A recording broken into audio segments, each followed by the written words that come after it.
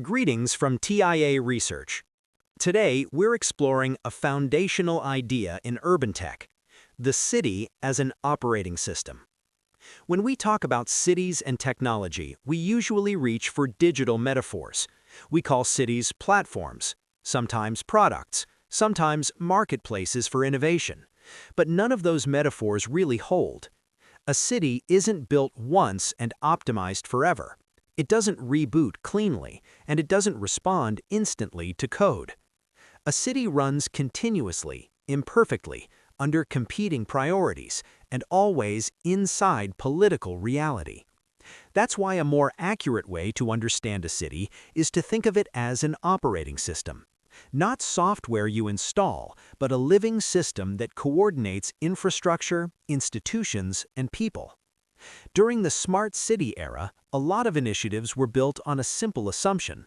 If we add enough sensors, enough dashboards, enough data, cities will start behaving like optimized systems.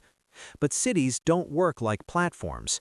Platforms succeed when authority is centralized, rules are programmable, and failure is acceptable. Cities are the opposite. Authority is distributed, rules are political, failure is public and irreversible.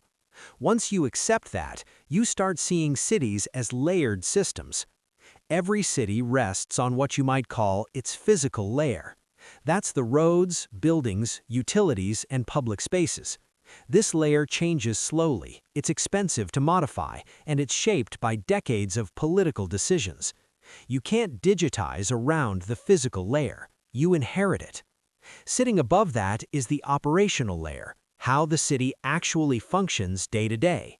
Maintenance routines, permits and inspections, dispatch systems, billing, coordination across departments. This is where cities truly succeed or fail.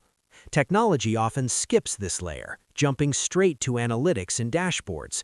But cities don't run on insights, they run on workflows. Above operations is the data and control layer. This is where sensors, networks, analytics, and command centers live. This layer creates awareness. Sometimes it creates control. But awareness without authority doesn't lead to action, and insight without ownership doesn't change outcomes. Above that sits the governance layer. This is about who is allowed to act, who is accountable when things go wrong, and how decisions are reviewed and corrected. Governance isn't red tape, it's what allows cities to operate at scale without collapsing under risk. And above governance is the most powerful layer of all, political legitimacy.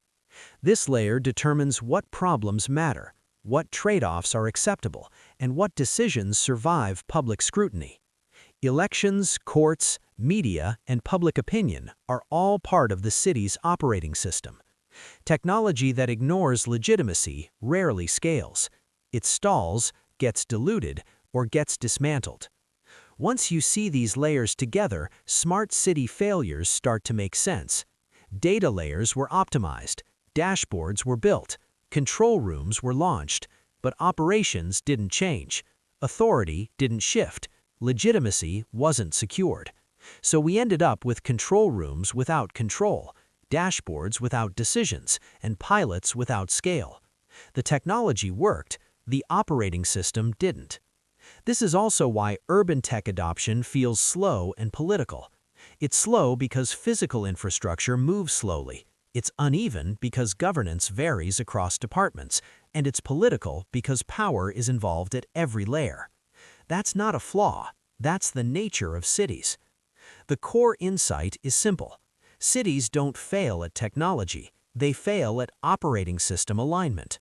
When technology assumes processes that don't exist, authority that isn't granted, accountability that isn't accepted, or legitimacy that isn't earned, the system pushes back, sometimes quietly, sometimes forcefully. So the future of urban tech isn't smarter tools, it's better alignment. Designing for the full stack, not just data. Treating governance as a feature, not a constraint. Optimizing for legitimacy, not just efficiency. Cities don't deploy technology like software, they absorb change over time. And the cities that succeed won't look the most advanced. they'll look the most coherent. Because cities aren't platforms, they're not products, they are operating systems. Thank you for listening. For more insights from TIA Research, where technology meets institutional reality, visit us at theindustryanalyst.com.